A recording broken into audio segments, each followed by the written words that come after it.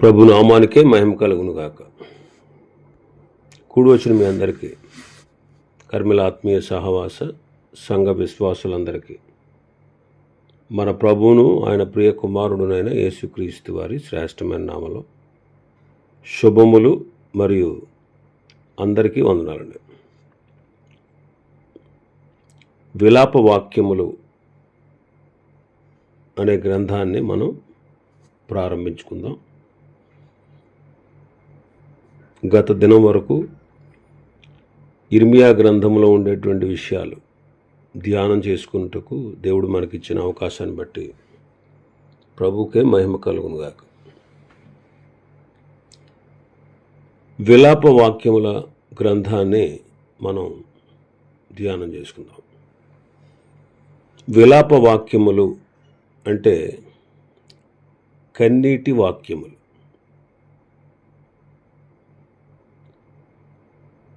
ఈ విలాప వాక్యములు ఎందుకు పరిశుద్ధ గ్రంథంలో చేర్చబడ్డాయి అంటే, పరిశుద్ధ గ్రంథంలో ఉన్న ప్రతి పుస్తకం,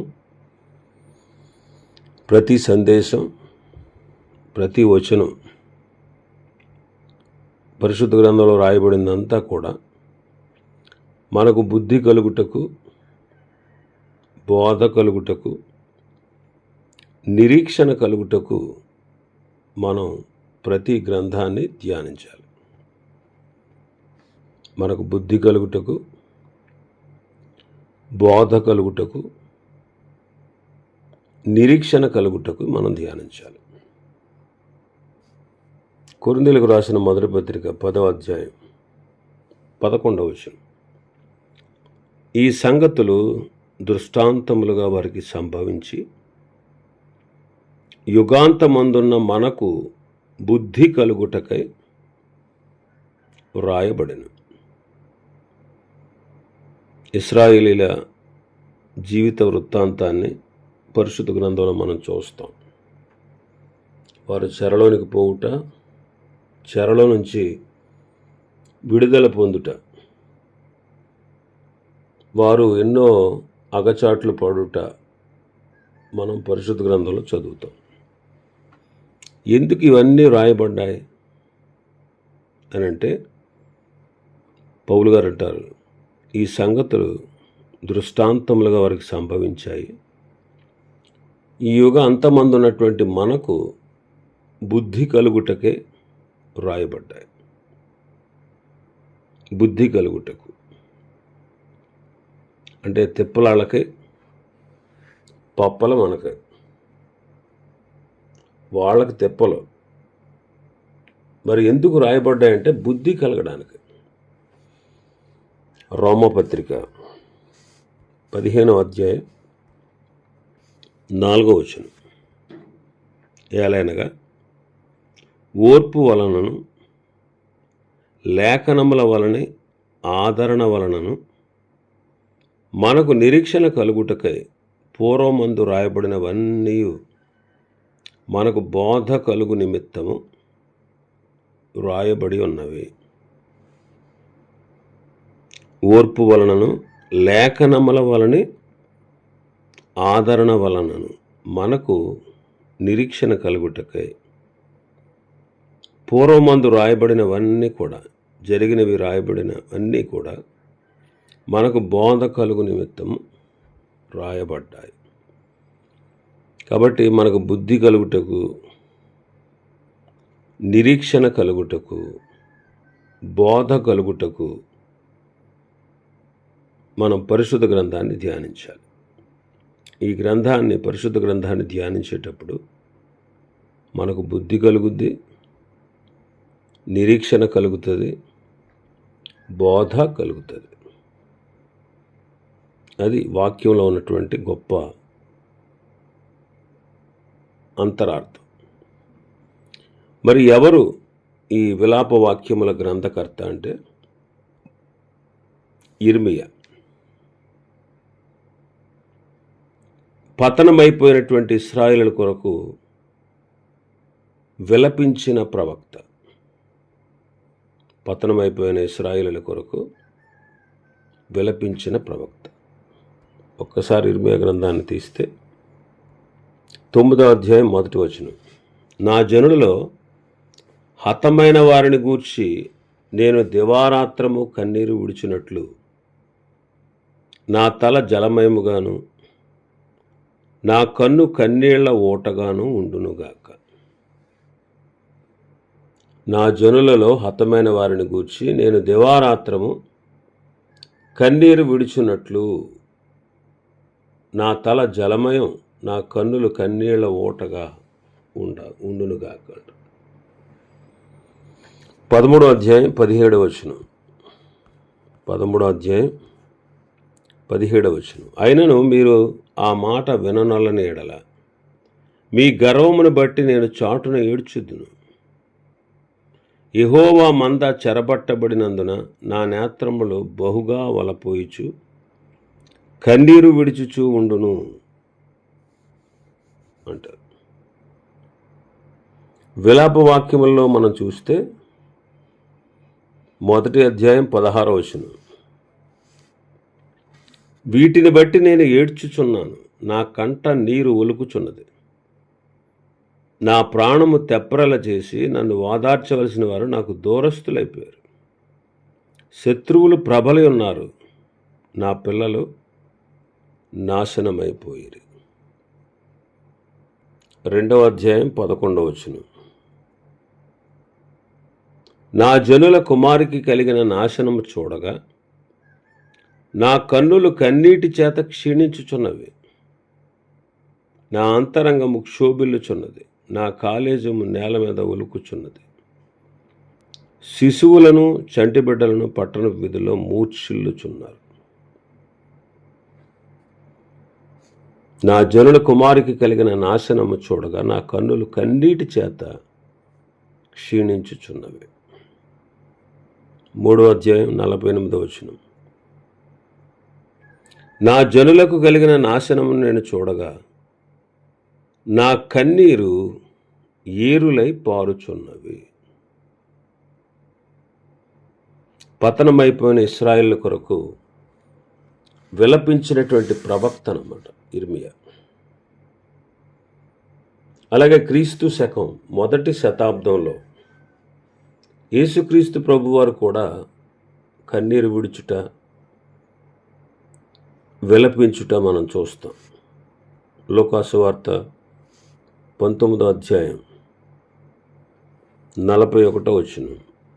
ఆయన పట్టణమునకు సమీపించినప్పుడు దానిని చూచి దాని విషయమై ఏడ్చి నీవును ఈ దినమందైనను సమాధాన సంబంధమైన సంగతులను తెలుసుకుని ఎడల నీకెంతో మేలు, కానీ ఇప్పుడు అవి నీ కనులకు మరుగు చేయబడి ఉన్నవి. నేను నిన్ను దర్శించిన కాలమున నీవు ఎరుగకుంటివి కనుక నీ శత్రువులు నీ చుట్టూ గట్టుగట్టి ముట్టడి వేసి అన్ని ప్రక్కల నిన్ను అరికట్టి నీలోనున్న నీ పిల్లలతో కూడా నిన్ను నేల కలిపి నీలో రాతి మీద రాయి నిలిచి ఉండని దినములు వచ్చుచున్నవి అని చెప్పాను. దాని విషయమై ఏడ్చారటండి. యోహాను సువార్త 11వ అధ్యాయం 35వ వచనం. యేసు కన్నీళ్లు విడిచెను అని మనం చదువుతాం. కాబట్టి ఇదే ప్రజల కొరకు ప్రభు విలపించారు.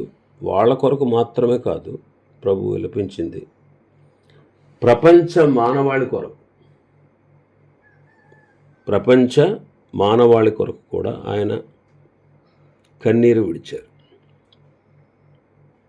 ఇదే ఇశ్రాయేలు కొరకు పౌలు కూడా కన్నీళ్లు విడిచాడు. ఇదే ఇశ్రాయేలు కొరకు పౌలు గారు కూడా కన్నీళ్లు విడిచారు. రోమాపత్రిక 9వ అధ్యాయం 1వ వచనం. నాకు బహు దుఃఖమును నా హృదయంలో మానని వేదనయు కలవు. క్రీస్తునందు నిజమే చెప్పుచున్నాను, అబద్ధం ఆడుటలేదు. 10వ అధ్యాయం 3 వచనాలు చూస్తే, సహోదరులారా, ఇశ్రాయేలు రక్షణ పొందాలని నా హృదయాభిలాషయు వారి విషయమై నేను దేవునికి చేయు ప్రార్థనయునై ఉన్నది. వారు దేవుని యందు ఆసక్తి గలవారే, అయినా సరే వారి ఆసక్తి జ్ఞానానుసారమైనది కాదు. వారు దేవుని నీతిని ఎరుగక తమ స్వనీతిని స్థాపింపబూనుకొనుచు దేవుని నీతికి లోబడలేదు. కాబట్టి పౌలు గారు కూడా కన్నీళ్ళు విడిచారు. అనేక మంది రక్షణ కొరకు కూడా పౌలు గారు కన్నీరు విడిచారు. అపోస్తుల కార్యం 20 అధ్యాయం 19-20 వచనాలు. యూదుల కుట్ర వలన నాకు శోధనలు సంభవించినను కన్నీళ్లు విడిచుచు పూర్ణమైన వినయభావంతో నేను ఎలాగ ప్రభువును సేవించుచుంటినో మీకే తెలియను. మరియు ప్రయోజనకరమైనది ఏదియూ దాచుకొనక బహిరంగముగాను ఇంటింటను మీకు తెలియజేయుచు బోధించుచు దేవుని ఎదుట మారు మనసు పొంది మన ప్రభువైన యేసుక్రీస్తునందు విశ్వాసం ఉంచవలనని యూదులకును గ్రీసు దేశస్థులకు ఎలాగూ సాక్ష్యం ఇచ్చుచుంటినో ఇదంతయో మీకు తెలియను. 31వ వచనం చదివితే అపోస్తుల కార్యములు 20 అధ్యాయం 31వ వచనం. కావున నేను 3 సంవత్సరములు రాత్రింబగళ్ళు కన్నీళ్లు విడుచుచు ప్రతి మనుష్యునికి మానక బుద్ధి చెప్పితినని మీరు జ్ఞాపకం చేసుకుని మెలకువగా ఉండు. రాత్రింబగళ్ళు 3 సంవత్సరాలు కన్నీళ్లు విడుస్తూ ప్రతి మనుష్యునికి బుద్ధి చెప్పాడు, మానక. మరి మనం రక్షించబడ్డామా? ఒకవేళ నీవు ఇంకా రక్షణ పొందకపోతే ప్రభు నీ వైపు కన్నీటితో చూస్తూ ఉన్నాడు.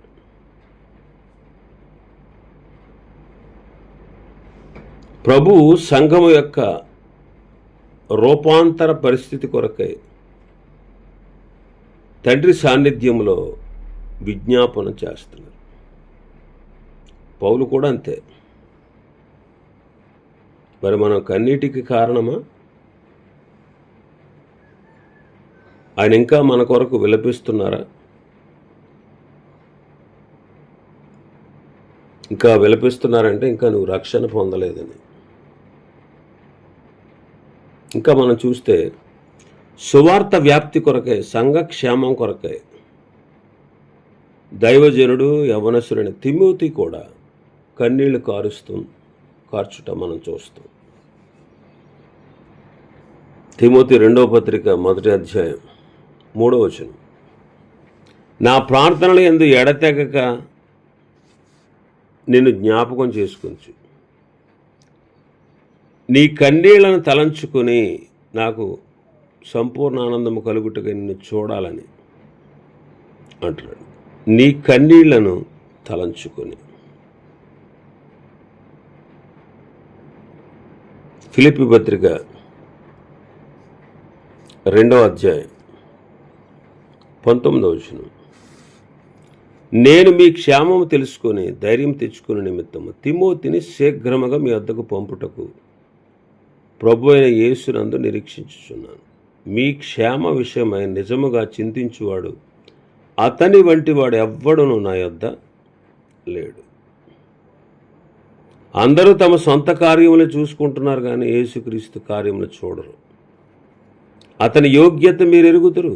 తండ్రికి కుమారుడు ఎలాగూ సేవ చేశాడు అలాగే అతడు కూడా నాతో కూడా సువార్త వ్యాపకం నిమిత్తము సేవ చేశాడు. మరి మన సంగతి ఏంటి? నశించిపోయే ఆత్మల కొరకు మనకు భారం ఉన్నదా? నశించిపోతున్న వారి కొరకు మనం కన్నీటితో విలపిస్తున్నావా? ప్రభువును అడుగుతున్నావా? ఎంతోమంది భక్తులు, మిషనరీలు వారికి ఆదర్శం అండి. వారు కన్నీటితో ప్రార్థించి ఏ ప్రాంతానికి మేము వెళ్ళాలి, ఏ ప్రజల మధ్యకు వెళ్ళాలని వారు త్యాగపూరితమైన హృదయాలతో వారు భారాన్ని కలిగి ఉన్నారు.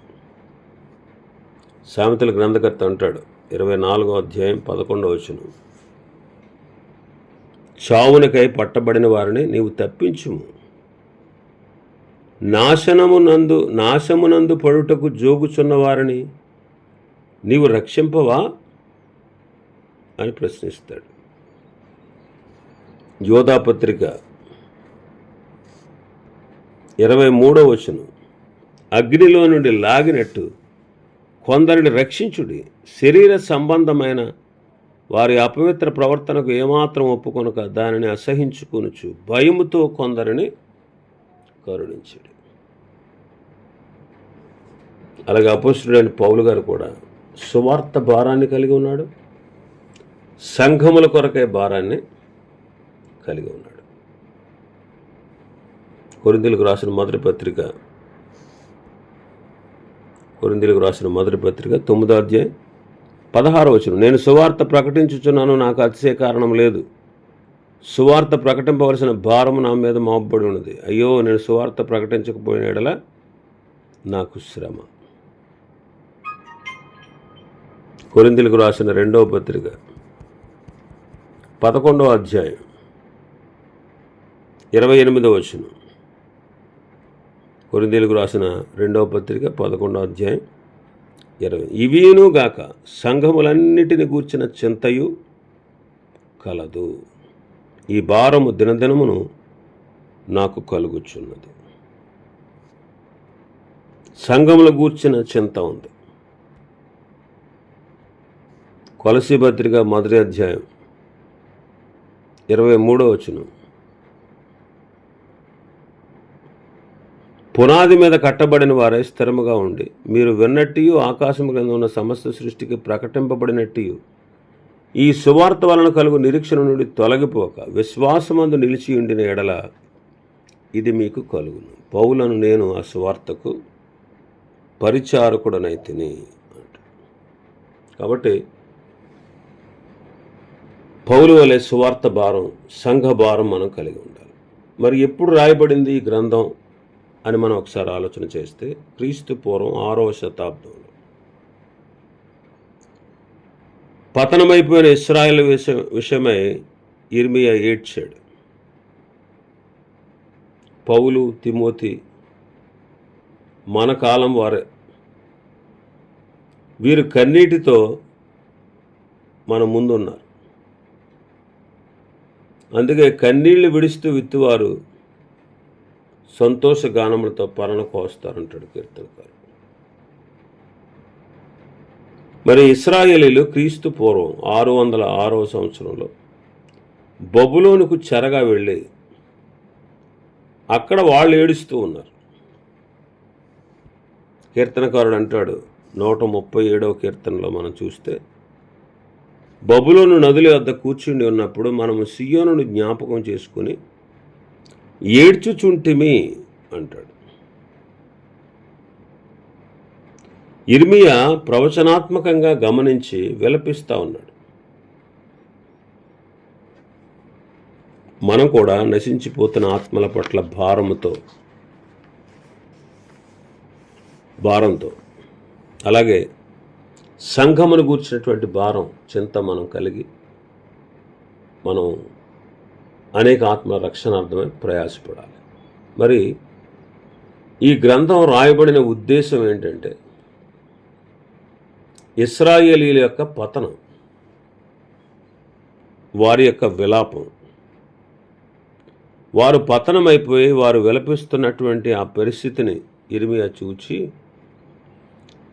వారి పతనము, వారి విలాపము తన విలాపంగా ఎంచుకుని విలపిస్తూ ఉన్నాడు. వాళ్ళ బాధను తన బాధగా ఎంచుకుని విలపిస్తున్నాడు. యిర్మీయాలాగా మనం కూడా ఉండాలండి. యిర్మీయాలాగా మనం కూడా ఉండాలి. అందుకే పౌలు గారు అంటారు రోమపత్రిక 15:1, కాగా బలవంతులమైన మనము మనలను మనమే సంతోషపరచుకొనక బలహీనుల దౌర్బల్యములను భరించుటకు బద్ధులమై ఉన్నాము. బలవంతులమైన మనల్ని మనమే సంతోషపరచుకోకుండా బలహీనుల దౌర్బల్యాలను మనం భరించుటకు బద్ధులమై ఉన్నాము అంటాడు. 12వ అధ్యాయం 15వ వచనం, సంతోషించు వారితో సంతోషించుడి, ఏడ్చు వారితో ఏడుడి అంటాడు పౌలు గారు. గలతీ పత్రిక 6వ అధ్యాయం 12వ వచనం. శరీర విషయమందు చక్కగా అగుపడ గోరువారెవరో వారు తాము క్రీస్తు యొక్క శిలువ విషయమై హింస పొందకుండుటకు మాత్రమే సున్నతి పొందవలనని మిమ్మును బలవంతము చేయుచున్నాం.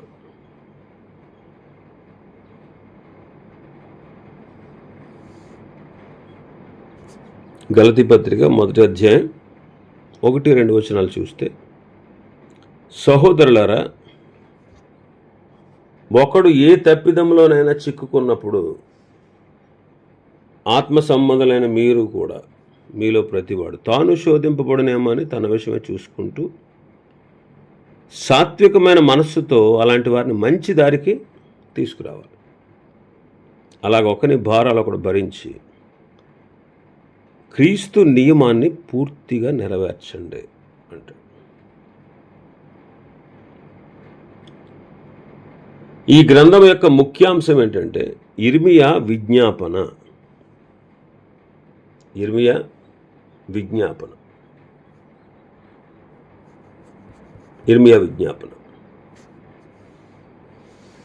విలాప వాక్యములు 5వ అధ్యాయం 19వ వచనం నుంచి చూస్తే, యెహోవా, నీవు నిత్యము ఆసీనుడివై ఉందువు, నీ సింహాసనము తరతరములు ఉండును. నీవు మమ్మల్ని ఎల్లప్పుడూ మరిచిపోవుట ఎలా? మమ్మల్ని ఇంతకాలం విడిచిపెట్టుట ఎలా? యెహోవా, నీవు మమ్మల్ని నీ తట్టు త్రిప్పిన ఎడల మేము తిరిగేదము. మా పూర్వస్థితి మరలా మాకు కలుగజేయము. నీవు మమ్మల్ని బొత్తిగా విసర్జించి ఉన్నావు. నీ మహోగ్రత మా మీదకి వచ్చింది. ఏంటి ప్రభువా, ఎందుకు మమ్మల్ని మర్చిపోయావు? ఎందుకు మమ్మల్ని విడిచిపెట్టావు? మమ్మల్ని మీ తట్టు తిప్పుకో. మా పూర్వస్థితి మరలా మాకు కలుగజేయము అని ఇర్మియా విజ్ఞాపన చేస్తున్నాడు. ఆయన పిల్లలమైన మనకు కూడా విజ్ఞాపన హృదయం ఉండాలండి. ఎఫెసీ పత్రిక 6వ అధ్యాయం 18వ వచనం, ఆత్మ వలన ప్రతి సమయమందును ప్రతి విధమైన ప్రార్థనను విజ్ఞాపనను చేయుచు ఆ విషయమే సమస్త పరిశుద్ధుల నిమిత్తమును పూర్ణమైన పట్టుదలతో విజ్ఞాపనము చేయుచు మెలకువగా ఉండడు. ప్రతి సమయమందు ప్రతి విధమైన ప్రార్థన విజ్ఞాపన చేస్తూ ఆ విషయమై సమస్త పరిశుద్ధుల నిమిత్తము పూర్ణమైన పట్టుదలతో విజ్ఞాపన చేయిస్తూ మెలకువగా ఉండాలి. ఇది గ్రంథం యొక్క ముఖ్యాంశం. ఇరవై ఎలాగైతే విజ్ఞాపన చేస్తున్నాడో మనం కూడా విజ్ఞాపన హృదయాన్ని కలిగి ఉండాలి.